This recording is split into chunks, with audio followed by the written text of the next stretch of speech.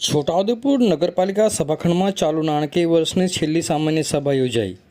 છોટાઉદેપુર નગરપાલિકા સભાખંડમાં નગરપાલિકા પ્રમુખ મંજુલાબેન કોહલીના અધ્યક્ષસ્થાને ચાલુ નાણાકીય વર્ષની છેલ્લી સામાન્ય સભા તારીખ 21મી જાન્યુઆરી 2026ને બુધવારે સાંજે 4 કલાકે યોજાઈ હતી, જેમાં 14 જેટલા વિવિધ મુદ્દાઓ પર ચર્ચા વિચારણા કરવામાં આવી હતી અને ખાસ કરીને ચાલુ વિકાસના કામોને ઝડપથી પૂર્ણ કરવા, નવા વિકાસના કામો આયોજનમાં લેવા બાબતે ચર્ચા થઈ હતી।